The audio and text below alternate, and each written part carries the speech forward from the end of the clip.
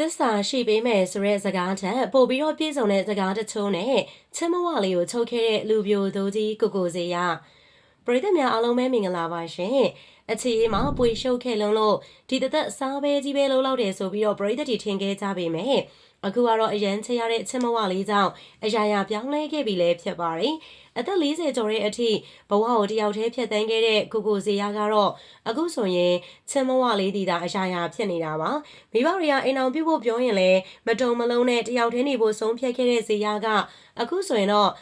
အသက်19နှစ်အရွယ်သာရှိသေးတဲ့ချစ်မဝလေးနဲ့တွေ့မှအယူအမှုဖြစ်ခဲ့ရပြီလဲဖြစ်ပါတယ်။ဇေယျတယောက်ချစ်မဝလေးမှချစ်မဝလေးဖြစ်နေရတာကလည်းမတန်မယာကလေးလေးကိုချစ်သူတော်ထားလို့ပါပဲနော်။အသက်အရွယ်ကလည်းအရန်ကွာဟသလိုချစ်မဝလေးရဲ့ပုံစံကလည်းမင်းသမီးကျော်ချောတာမို့ဇေယျတယောက်ကတော့အယူမှုဖြစ်နေတာပါ။ဇေယျကတော့သူ့ထက်အသက်25နှစ်လောက်ငယ်တဲ့ချစ်မဝလေးကိုမြင်မြင်ချင်းချစ်မိပြီးတော့လက်ထပ်ဖို့စိတ်ကူးခဲ့တာပါ။အိမ်အောင်ပြုတ်ဖို့စိတ်ကူးမရှိဘဲနဲ့ပွေရှုပ်ခဲ့တဲ့ဇေယျကတကယ်တမ်းမှာအချစ်စစ်တွေ့လာတဲ့အချိန်မှာတော့သူများထက်ပိုပြီးတော့တဲလွန်းနေတာပရိသတ်တို့အမြင်မှာပဲဇေယျကတော့သူ့ထက်အသက်အစိတ်လောက်ငယ်တဲ့ချစ်သူလေးနဲ့အကြောင်းပါခဲ့တာမို့အရန်တွေကိုအဖြစ်သေးနေခဲ့တာပါဇေယျကသူ့ရဲ့အခြေရေးကိုတရားဝင်ထုတ်ပြပြီးကြတဲ့ကသူ့ရဲ့စကား10ကွန်းမှာ9ကွန်းလောက်ကချစ်မဝလေးရဲ့အကြောင်းတွေပဲဖြစ်ပါတယ်ပရိသတ်တွေမျက်စိနောက်အောင်ကြရက်ထားတဲ့အထီကိုဇေယျကအကဲပို့လွန်ခဲ့တာလည်းဖြစ်ပါတယ်လူအများအမြင်မှာသာသူ့ရဲ့လုပ်ရက်တွေက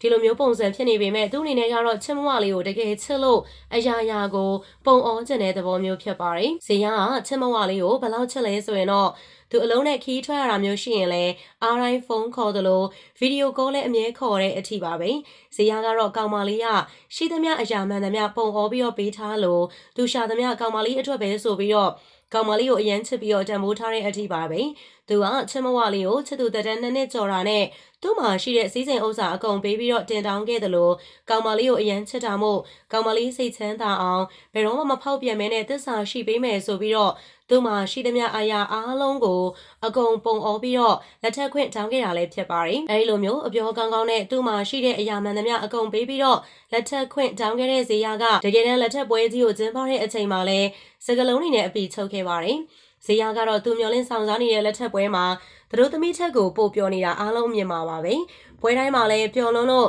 ငြိမ်ငြိမ်မနေတာမို့တပွဲလုံးမှာသူအရွဆုံးသတို့သားတွေထဲမှာသူအရွဆုံးဆိုပြီးတော့ပြောတဲ့အထိကိုချစ်စနိုးနဲ့ပြောစမှတ်တွင်ခဲ့ရလဲဖြစ်တယ်ချေရသူကိုတသက်တာပိုင်ဆိုင်ခွင့်ရတော့မှာမို့အပျော်လွန်နေတဲ့ဇေယျကတော့ဒင်နာပွဲမှာစကားတချို့နဲ့ချစ်မဝလေးကိုအပီချုပ်ခဲ့ရလဲဖြစ်ပါတယ်လက်ထက်ပွဲမှာသတို့သားရဲ့ရှင်တွင်ဖြစ်စကားတွေကြောင့်သတို့သမီးတိုင်းကငိုပွဲဆင်ခဲ့ရပေမဲ့ဇေယျကတော့သူ့သတို့သမီးလေးပျော်အောင်ချစ်တဲ့အကြောင်းတွေကိုဟာတာလို့ပြောခဲ့တာလည်းဖြစ်ပါတယ်ဇေယျကတော့တစ်ချိန်ကပွေရှုပ်ခဲ့ပေမဲ့အခုကတော့ချစ်မဝလေးကြောင့်တယောက်ထဲတောင်မှအပြစ်မသွားတတ်တော့ပါဘူးတဲ့နော်သူ့မှာဘာ privacy တွေဘာ password တွေမှမရှိသလိုရှိရင်လည်း baby အတွက်ပဲဆိုပြီးတော့ချစ်မဝလေးကိုချစ်ကြောင်းတသိပြခဲ့ရလဲဖြစ်ပါတယ်ဇေယျရဲ့ချုပ်ကွက်တွေက